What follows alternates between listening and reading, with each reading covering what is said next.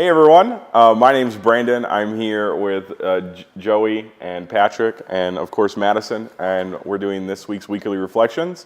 And we're coming to you from Stone Valley Recovery, a local sober living, without reservation. When brimming with gratitude, one's heartbeat must surely result in ongoing love. As Bill sees it, page 37.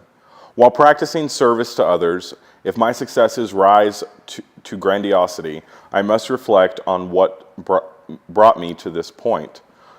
What has been given joyfully with love must be passed on without reservation and without expectation. For as I grow, I find that no matter how much I give with love, I receive much more in spirit. Oh my goodness. So reservation is something that I kept in a little box for like drug use and alcohol. Like if I'm going to quit, it has to be without reservation. If I'm going to do this program, it has to be without reservation. But I kind of just left it there.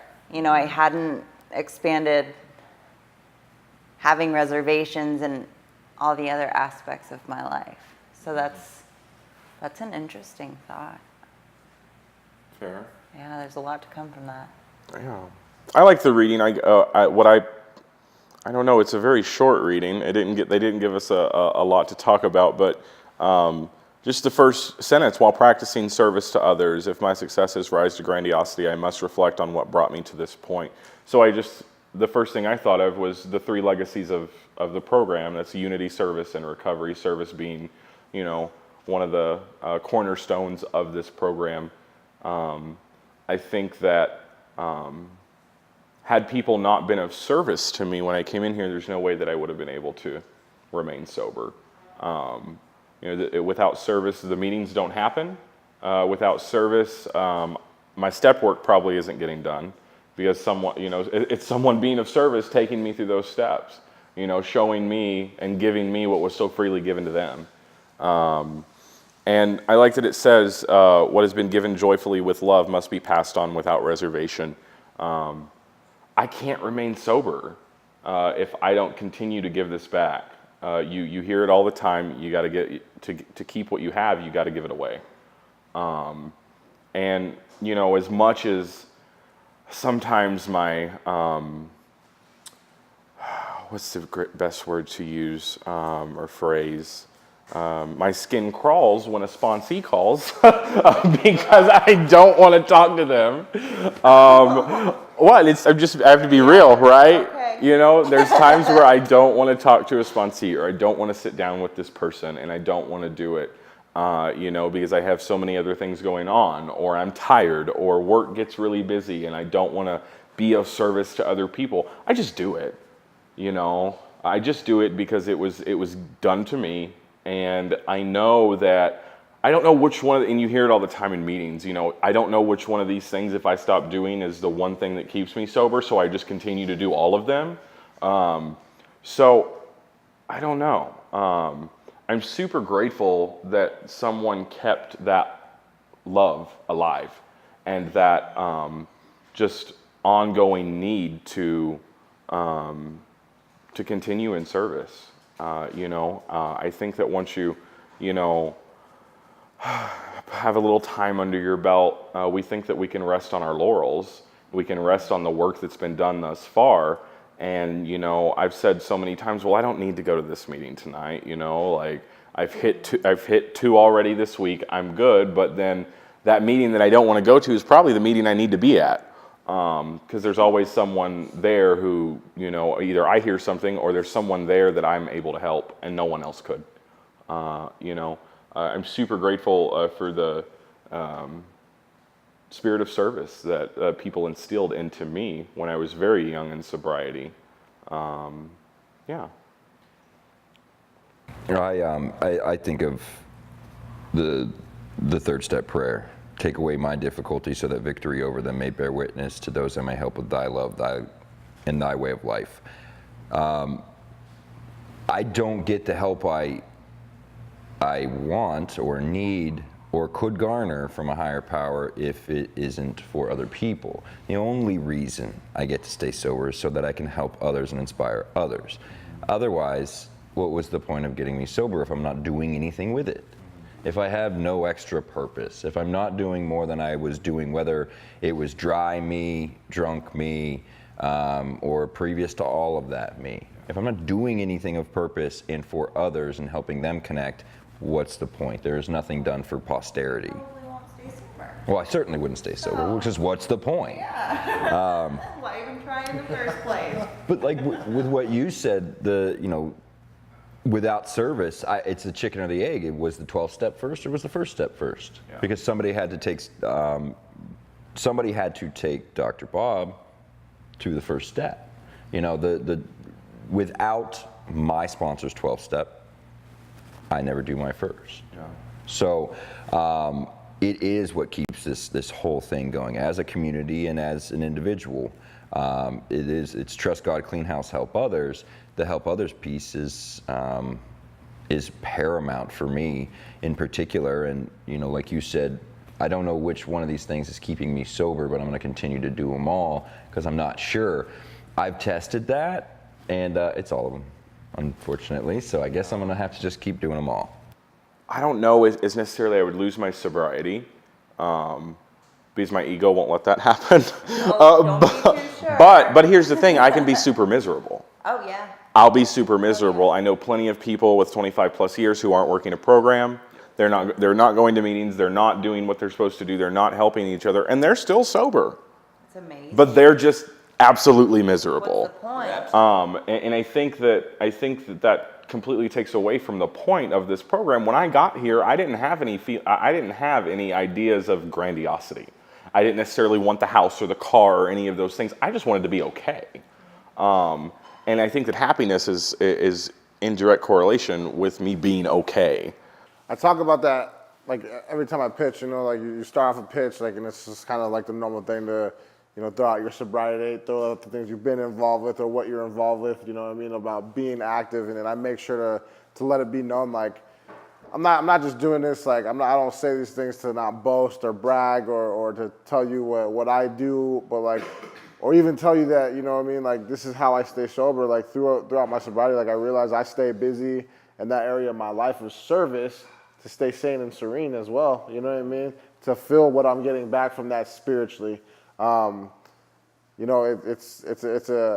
It's funny that it's selfless, but it's selfish at the same time, because I show up to those things to cash in spiritually. I show up to those things not, not to get a pat on my back or anything like that, but to just feel the result from God. Like, I'm showing up. And thank God for the men.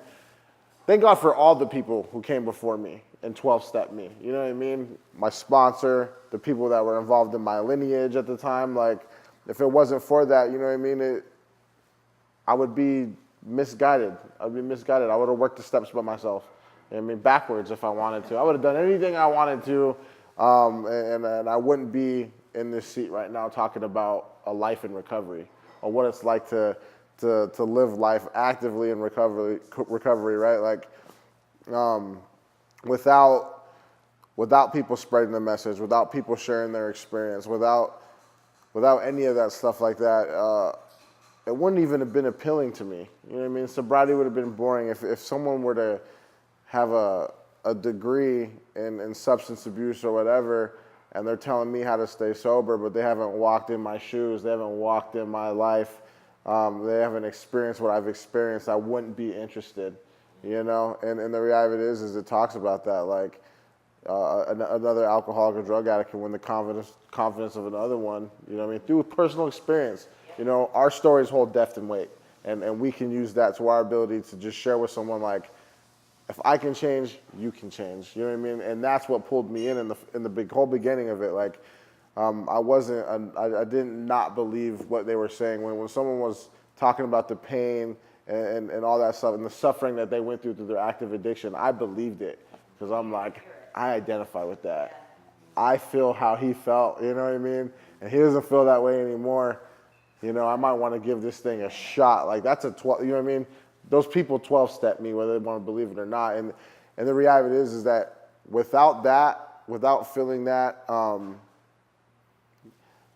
people don't know, man. People don't know that it's like I came in and I helped somebody else out, You know what I mean? And they told me I'm the most important person in the room when I was new. And you know what I mean? Like my sponsor told me, you're doing so much for me than what I'm doing for you. And you just have no idea. Like you're just helping me stay sober by me being able to do this. And I'm like, I get to give that back today. You know what I mean? And I make sure to let, you know, whoever's new or coming off a bad one or whatever, like, you know, you're the most important person to me and you're keeping this thing going and you're helping me more than I'll ever be able to help you. And that's the beauty of this all, you know? I always thought that when sponsors or anybody, the old timers would say that the sponsee is helping the sponsor more than vice versa. That's bullcrap. There's no way. Obviously they can't be the case, but even in this reading it says, I find that no matter how much I give with love, I receive much more in spirit, and that's very much it. That's what I'm getting back. Exactly. So the 12-step, you don't have to, if you walk in the doors of an AA room, CA, NA, PA, whatever, you are being of service, whether you realize it or not. The 12th step is a collective. It really is, because we have no purpose. We have no purpose if the new guys don't come in, right? We really don't. And the people before us had no purpose unless we came in. And look how life just transpires. So we're all just 12-stepping each other, really, on an everyday basis when we participate in the program. We're being of service to others by at least showing up. And it's as simple as hugging somebody. It's as simple as catching up with the person that raised their hand that's under 30 days or whatever, and walking up to them after the meeting and saying, what's going on? What's your situation? You know, let's talk. It'll change someone's life. It changed my life. You know what I mean? Like, you care. You know what I mean? I've always been I've always been searching for someone to say, like, I care. And, like, through their action, they showed me they cared. You know what I mean? Even remembering someone's name, Absolutely. you know, is super important. Yes. And I struggle with that today. I don't remember people's names, and they know who I am, and I've got time. I've got a little bit of time, and I'm like, oh, this is horrible. But just this little simple acts is what keeps this program alive and thriving, and not only, you know, reaching out to the newcomer, but we have a service to protect the members of AA who've been around. You know, and that's something that we just need to keep in mind. I don't know, maybe you guys have heard something today that strikes a chord with you. I want to thank Joey and Patrick and Madison, and thank you guys for being with us today. If you've heard something or just need some resources, need some help, you can always reach out to us on detoxtorehab.com. There's tons of resources there. If you're struggling and need some help, we have addiction specialists waiting right now. By the phone, just click that phone number, give us a call, and we want to thank you guys, and you can always join us next week for more fun stuff.